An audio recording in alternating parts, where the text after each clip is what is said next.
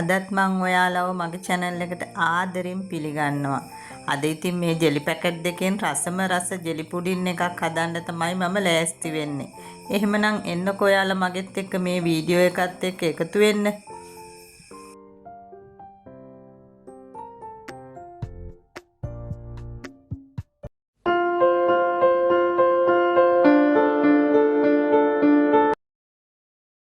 එහෙමනම් බලමුකෝ අද මම මේ ජෙලි පැකට් දෙකෙන් රසම රස ජෙලි පුඩින් එක හදාගත්තේ කොහොමද කියලා. මම භාජන දෙකක් අරගෙන මේ ජෙලි පැකට් දෙක වෙන වෙනම මේ දෙකට මම එකතු කර ගන්නවා.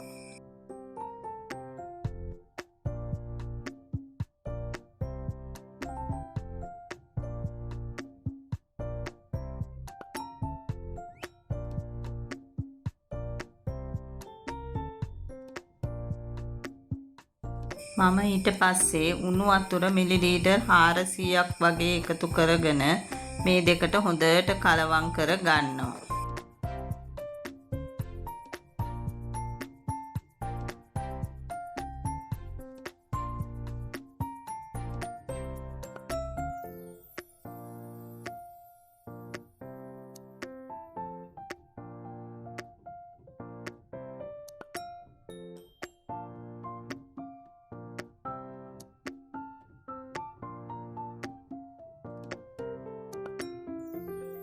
මං ඊට පස්සේ මේක හොඳට නිවෙන කල් ඉඳලා ෆ්‍රිජ් එකේ පහළ කොටසේ පැය දෙකක් විතර වගේ තියලා තියෙනවා.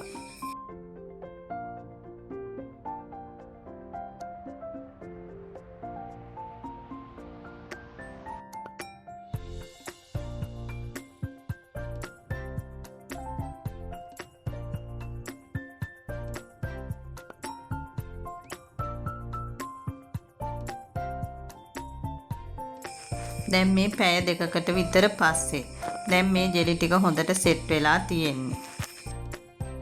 ඊට පස්සේ මම මේ බ්ලෙන්ඩර් කප් එකක් අරගෙන මේ ජෙලි ටික එකට එකතු කර ගන්නවා.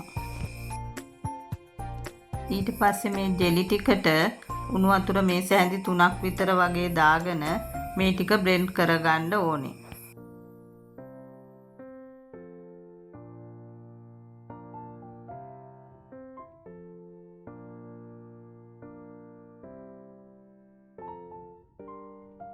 මේ තියෙන්නේ බ්ලෙන්ඩ් කරගෙන ආව ජෙලි ටික. ඊට පස්සේ මම මේ භාජනයක් අරගෙන ඒ භාජනේ බටර් ටිකක් ගාලා තමයි තියලා තියෙන්නේ. ඊට පස්සේ ඉතින් දැන් මම කොළපාට ටික බ්ලෙන්ඩ් කරගෙන ඉවරයිනේ. දැන් ඊගාවට තියෙන්නේ මේ ටික ආයෙම සැරයක් ෆ්‍රිජ් එකෙන් තියන්න. මේක ෆ්‍රිජ් එකෙන් තිබ්බහම අර කලින් ජෙලි එක වගේ හරියට සෙට් වෙලා තියෙනවා. මේ තියෙන්නේ ආයෙම සැරයක් ෆ්‍රිජ් එකේ තියලා ගත්ත ජෙලි ටික. ඊට පස්සේ දැන් මම හදන්නේ රතු පාට ටික බ්ලෙන්ඩ් කරගන්න. ඒ ටිකත් මම උණු වතුර මේස හැඳි 3ක් විතර දාගෙන බ්ලෙන්ඩ් කර ගන්නවා.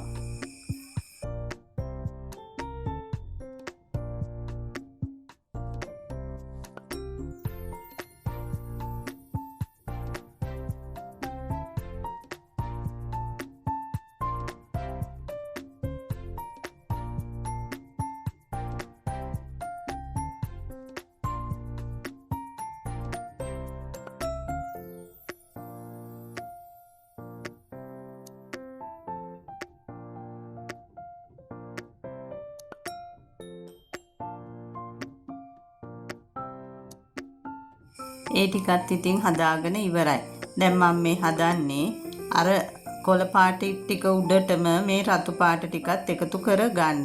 මේකට හැබැයි මට තව උණු වතුර මේස හැඳි එකක් විතර වගේ දාගෙන බ්ලෙන්ඩ් කරගත්තා නම් හොඳයි වගේ කියලා හිතුනේ මේක දාගෙන ඉවර වුණාට පස්සේ.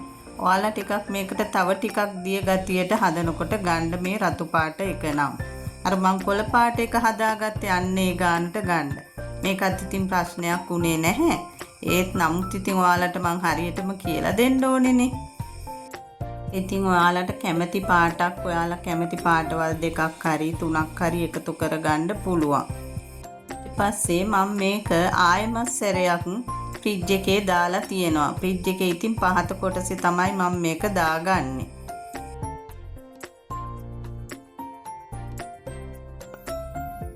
දැන් මේ පැය දෙකකට විතර පස්සේ දැන් බලමුකෝ අපි මේකෙන් වෙන භාජනයකට මේ ටික අයින් කරගෙන.